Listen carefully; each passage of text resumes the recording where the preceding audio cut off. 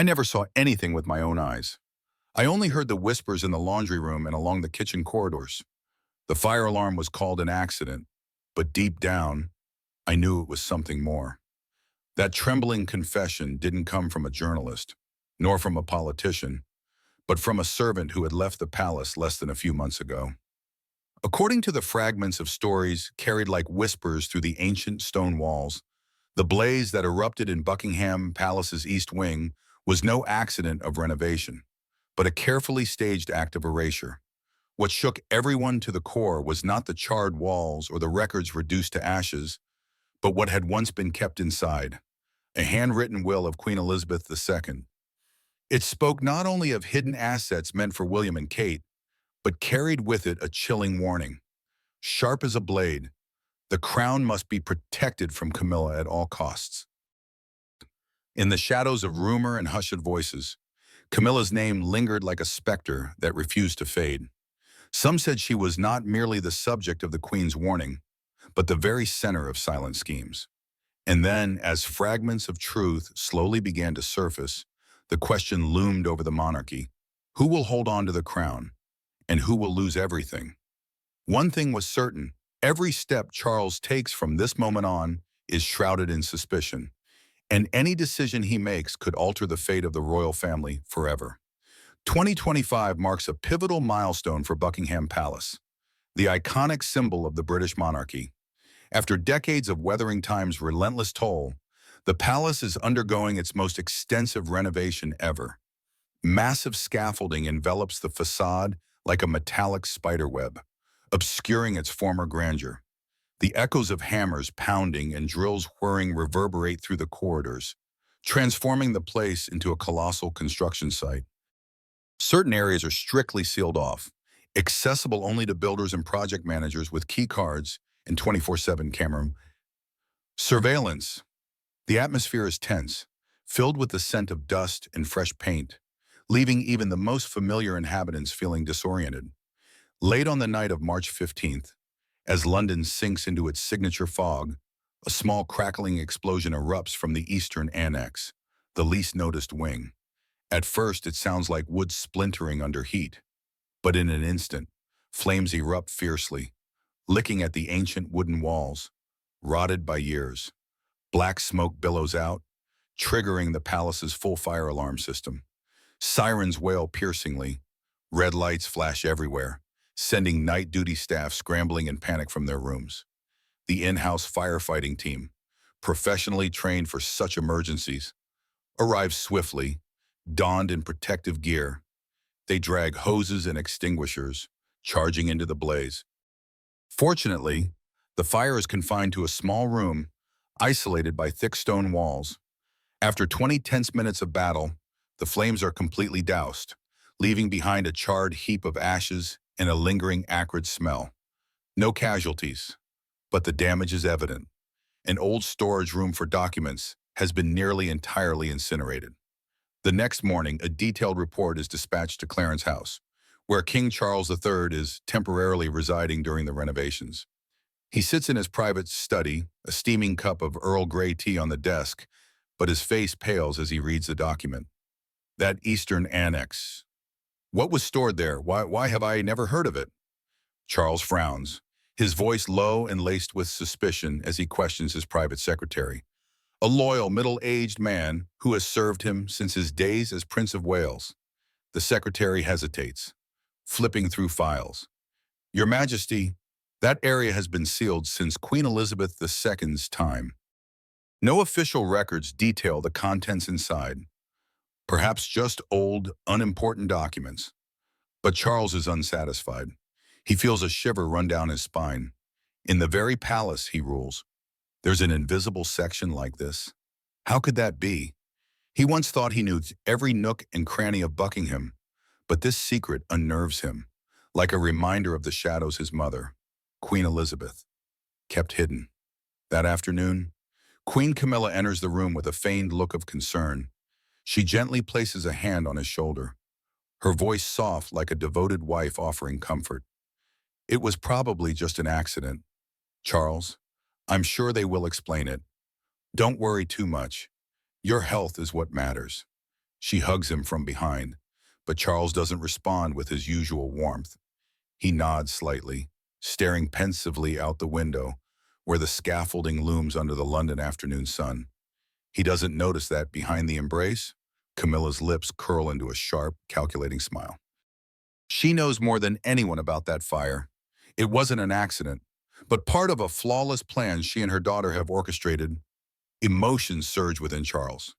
He remembers his mother, Queen Elizabeth, the strong woman who guided the monarchy through countless upheavals. She always kept secrets.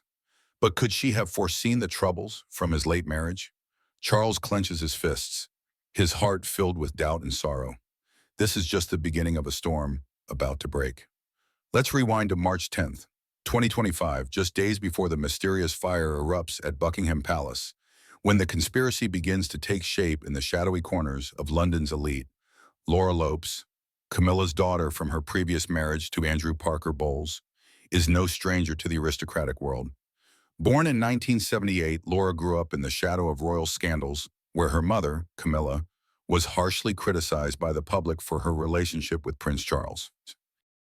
As a renowned art curator, Laura has learned to navigate deftly among London's prestigious galleries, building an extensive network.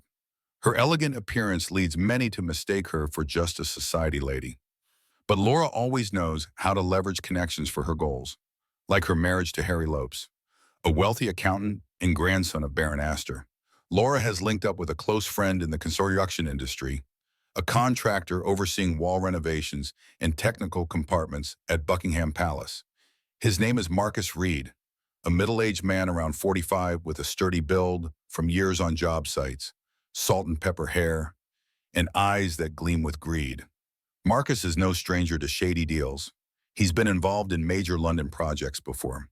In Buckingham Palace's decade-long renovation program, 2017-2027, with a staggering budget of £369 million, Marcus is tasked with inspecting plumbing, wiring, and wall structures in the East Wing.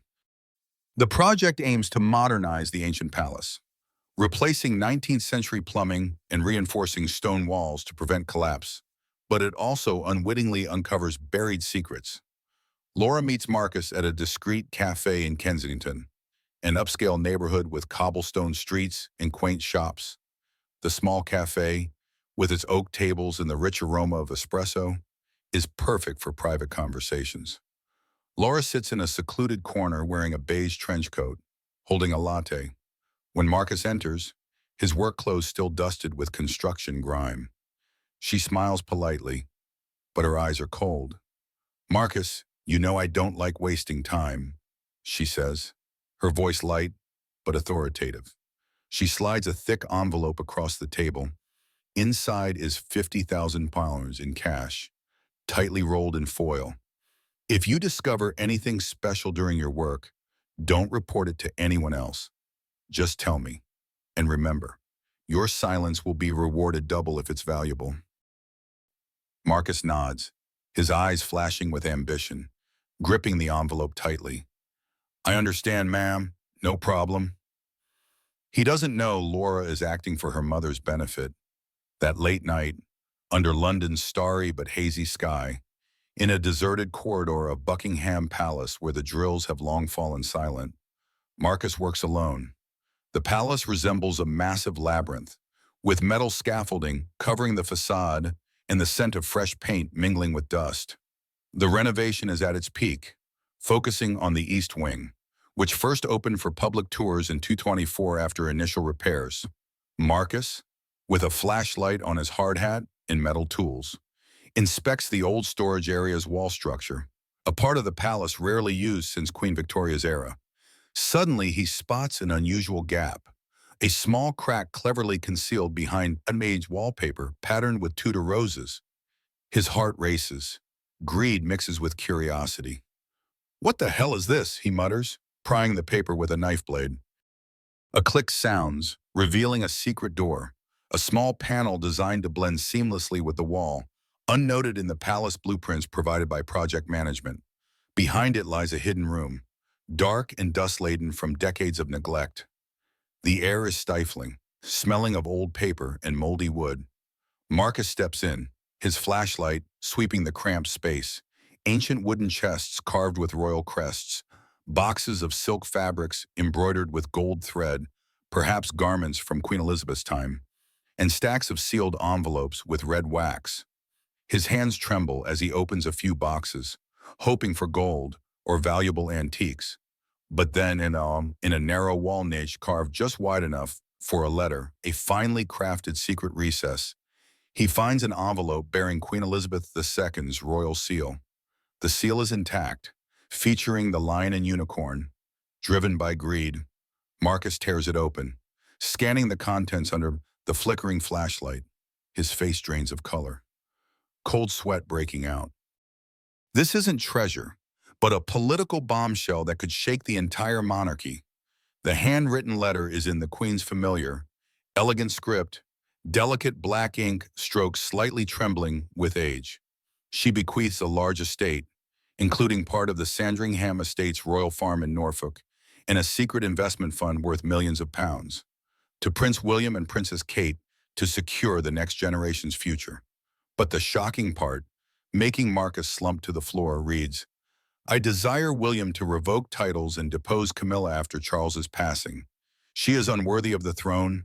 Protect the monarchy from external schemes at all costs. This is my final will, hidden to avoid conflict. Marcus stands frozen, his breathing ragged. This secret will could upend the royal landscape, dethroning Camilla and bolstering William's position. He quickly stuffs the envelope into his pocket, reseals the secret door as if untouched, and exits. Heart pounding, he contacts Laura via encrypted phone.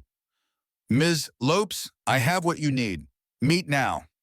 Upon receiving the letter at a discreet hotel in Mayfair, a luxurious suite with red velvet curtains and crystal chandeliers, Laura feels a chill down her spine.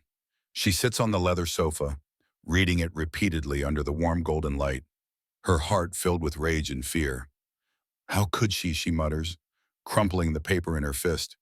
This could destroy her mother's position, Camilla, who struggled for years to become queen, from being labeled the third person to her current status. But Laura isn't weak. She sees it as leverage, even to control King Charles if needed. She grips the letter tightly, her eyes flashing with determination. Mother will thank me for this, and if necessary, I'll use it to protect the family. Laura's emotions are turbulent, love for her mother mixed with personal ambition. She recalls her difficult childhood in Wiltshire, criticized by the public as Camilla's child from another marriage, nights crying from peers teasing, and now she won't let anything stand in her way. That evening, March 11th, at Clarence House, the historic royal residence adjacent to St. James's Palace, the quiet atmosphere is shattered as Laura enters her mother's private room. Clarence House, designed by architect John Nash in the 19th century, exudes refined style, honoring Queen Mother Elizabeth's aesthetic. The main drawing room features a central marble fireplace where flames crackle warmly.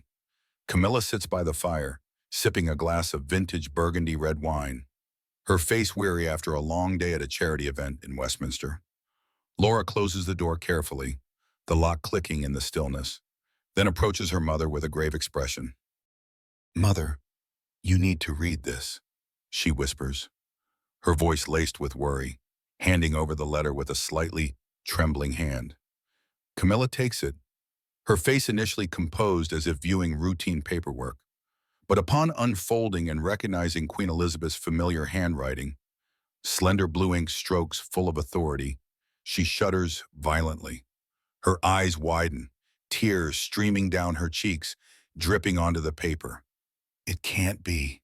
Did she hate me that much? Camilla whispers, her voice breaking with pain and fury. She reads it over and over, her hands clenching until pale. The letter is like a death sentence. If revealed, Camilla would lose everything, her title as queen, royal assets, and perhaps her husband, the man she's loved since youth. She recalls her struggles for Charles's acceptance, the exploited affair scandals, sleepless nights from public scrutiny, and now this will threatens to erase it all. Her heart races, a sense of betrayal surging. She never accepted me, even after I became Charles's wife. She sits in silence for a long while, the firelight reflecting on her pale face. Then she grips her daughter's hand, her voice firmer than ever. We must make it disappear. Not just the letter, but the whole room. Leave no trace. If William finds out, it's over. Laura nods, her heart full of empathy but sharp calculation. She sits beside her mother, analyzing logically with a calm voice. Mother, if the room is found empty, they'll investigate deeper. Cameras, fingerprints, everything. But if it's burned clean, there'll be nothing to suspect. They'll blame it on the renovations with outdated wiring and scaffolding everywhere. The project's chaotic. No one will question it. Camilla looks at her daughter, her eyes gleaming with gratitude mixed with fear. She never imagined going this far, from a society lady to an arson mastermind. But power has changed her, turning fear into action. You're right, Laura. We must do it tonight. The next night, March 12th, under London's persistent drizzling rain, mother and daughter don dark cloaks, hoods, and scarves to conceal their faces.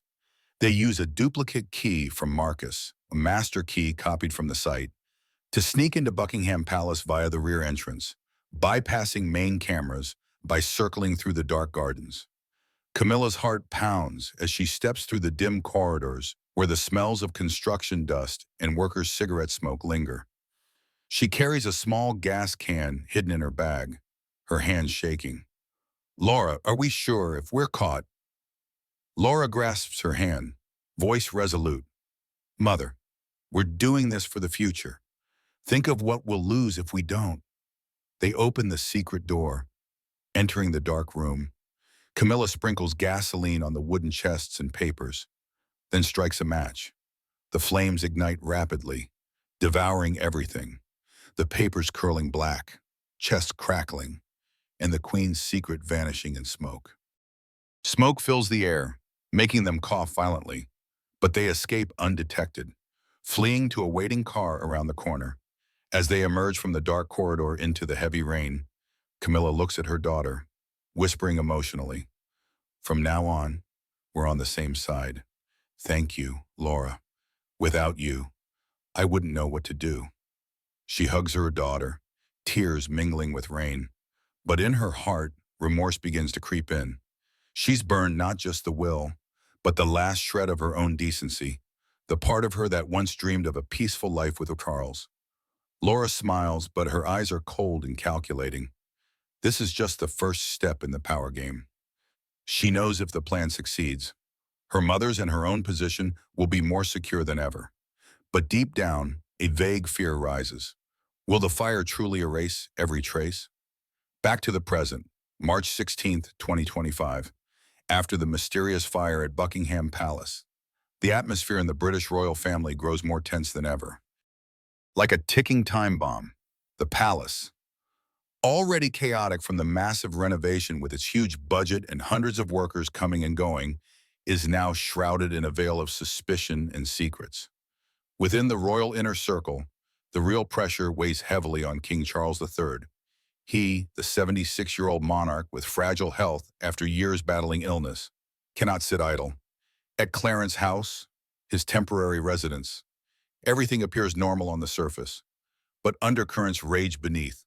A trusted servant, Mr. Reginald Thorne, an elderly valet who served Charles since his Prince of Wales days, with a white beard and thick glasses, trembles as he approaches him in the private study. The study is an antique space with dark walnut walls, shelves brimming with royal history books, and a large oak desk intricately carved. The warm golden desk lamp illuminates Reginald's anxious face as he kneels on one knee, his voice quivering. Your Majesty, last night I saw a figure, very much like Queen Camilla, and someone with her, perhaps a young woman. They headed toward the eastern annex where the fire occurred. With an unusually furtive manner, Charles sits frozen in his leather chair, his tea gone cold in his hand. His heart feels squeezed, beats racing as he grips the armrest. He doesn't know what was important in the burned room, but his intuition, the same that helped him through past scandals, tells him this wasn't random. Camilla, could it be? Could it be? He mutters inwardly. A wave of betrayal stabbing like a sharp pain. He loves Camilla deeply, the woman who stood by him through lonely years. But now doubt creeps in, making him wonder if that love has been exploited.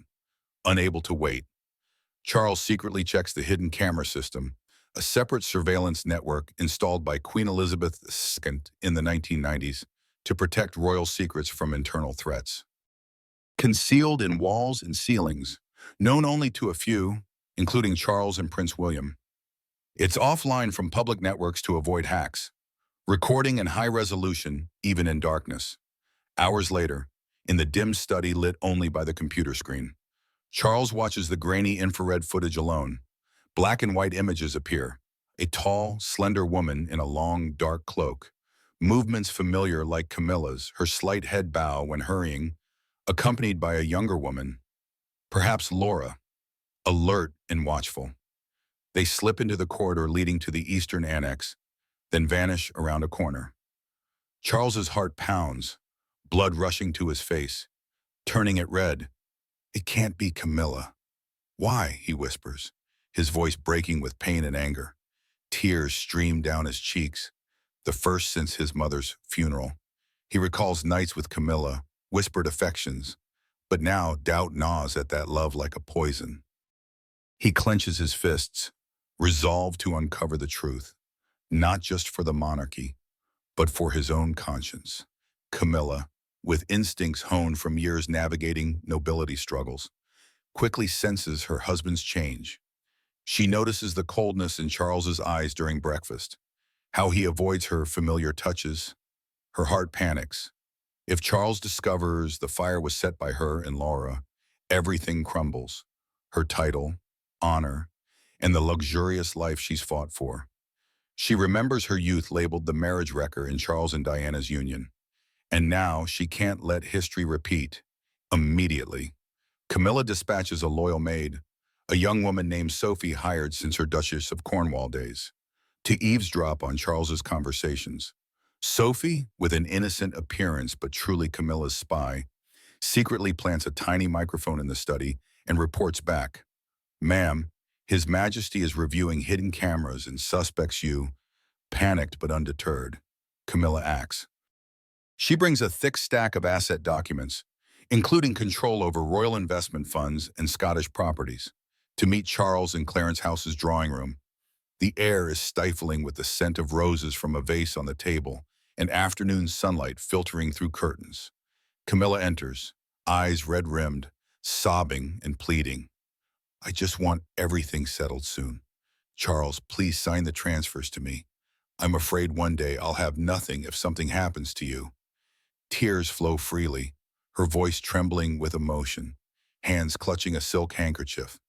But behind the perfect performance is sharp calculation. She needs financial control as a safety net to flee if the plan unravels.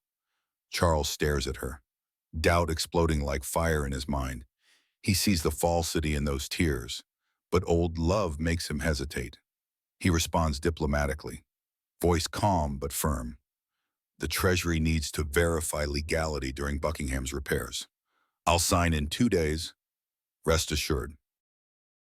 Camilla wipes her tears, nodding as she leaves with a forced smile, but turning away, her eyes darken with rage and fear. She knows Charles is stalling for a deeper investigation. Her heart fills with terror, but also steely resolve. She won't lose everything without a fight. She whispers to herself, Charles, you forced me into this.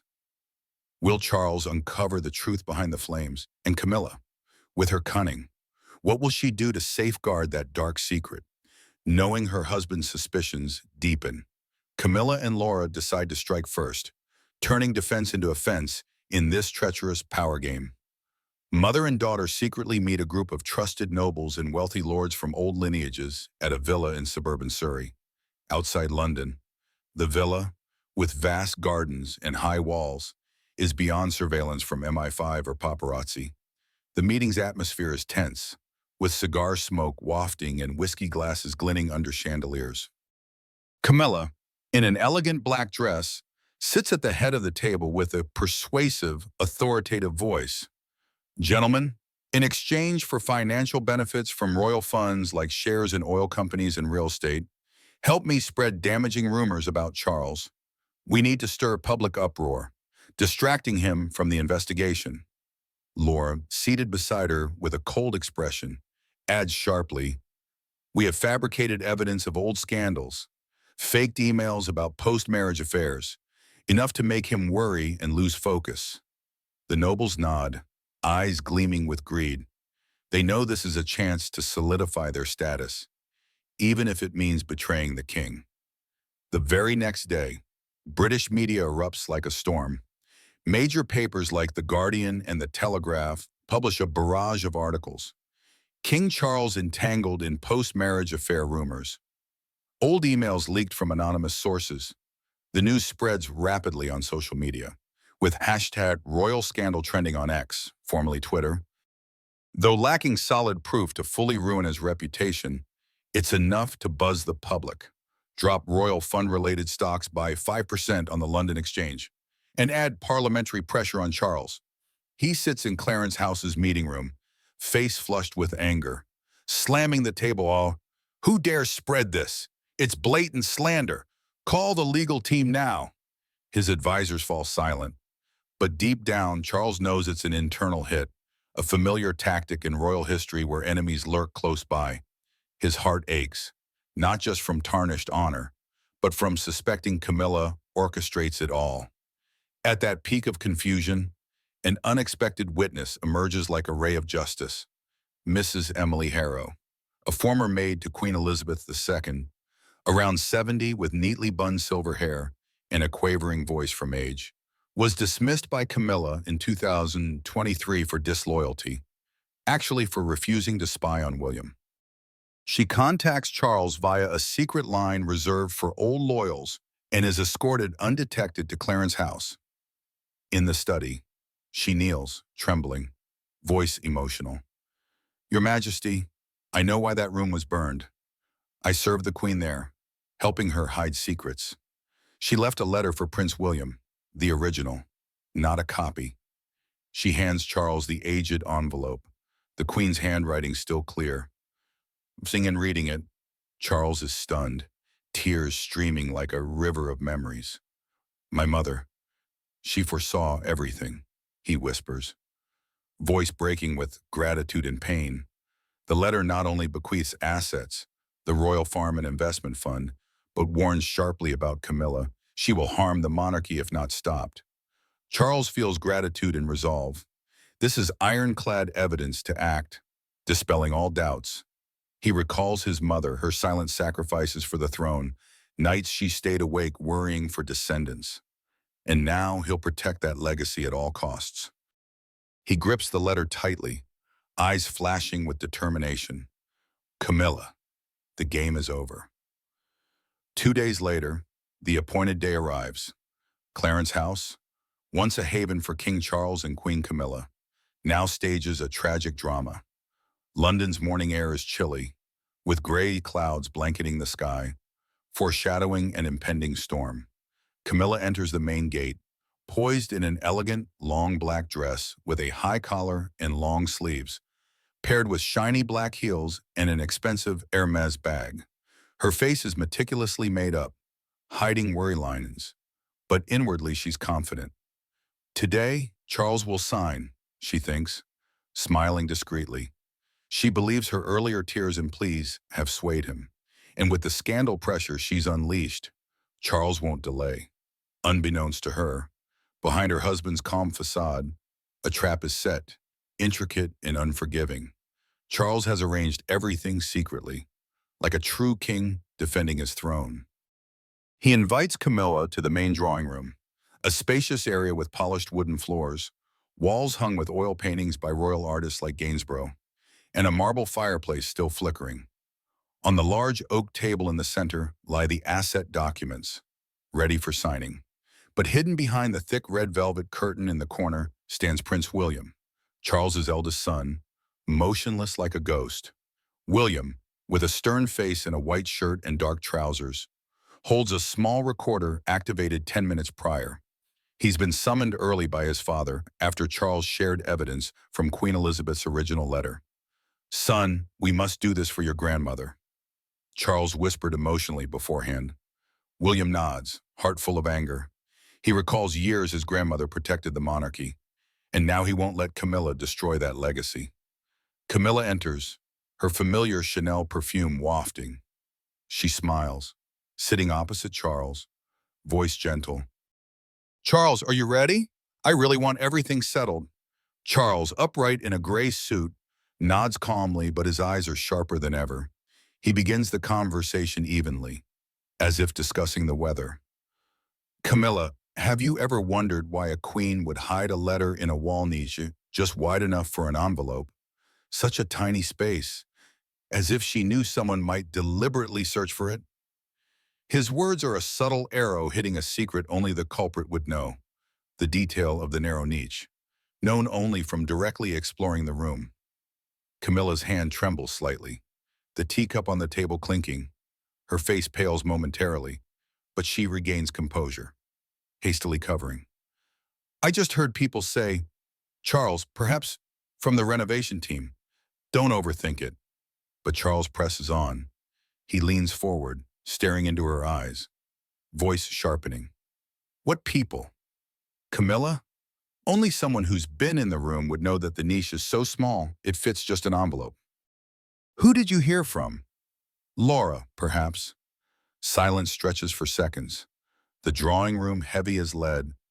Camilla, in a moment of disarray and panic, blurts out, "Laura just wanted to help me. That night, we had to do it to protect everything. You don't understand, Charles." The words explode like a bomb, shattering the final veil. The room falls into deadly silence, broken only by the fireplace's crackle. Charles signals subtly with his hand, and William Misham emerges from behind the curtain, face flushed with anger. He holds up the recorder, voice icy. "Your confession is recorded, clear and complete. You and Laura set fire to my grandmother's secret room."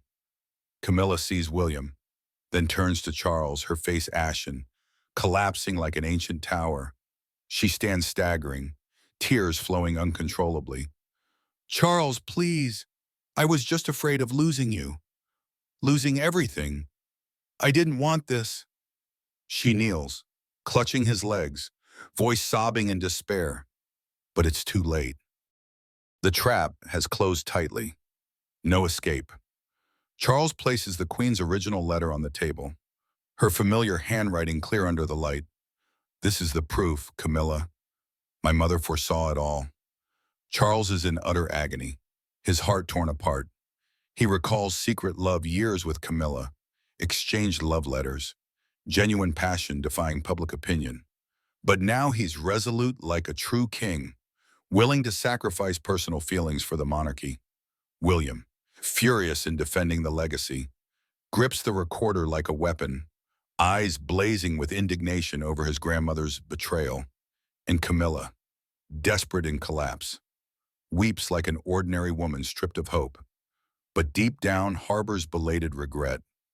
A few days later, internal news spreads like poison in royal circles. King Charles III officially files for divorce in the special royal court, a discreet body handling Windsor family matters. The petition, drafted by top lawyers from Farrer and Coney, keeps details private. But before the public grasps specifics, major outlets like the Times and BBC hint at cracks in the royal marriage. Charles and Camilla on the brink of separation. But inside the palace, all know Camilla and Laura have failed disastrously. Their arson and fake news plots are fully exposed. The nobles and media who allied with them, wealthy earls and editors, immediately withdraw, fearing implication in the scandal. They sever ties, delete emails, and cancel meetings, isolating Camilla in the elite world she once dominated. Laura Lopes, Camilla's daughter, vanishes from public view quietly, as if she never played in this ruthless power game. She hides in a remote villa in Wiltshire, the old Boyd Manor once owned by her mother, with lush gardens and high walls shielding her from paparazzi. Laura sits alone by the window, watching heavy rain fall, heart full of regret and loneliness. She recalls the arson night, her determination to protect her mother, but now everything's shattered. I was wrong, she whispers, tears streaming.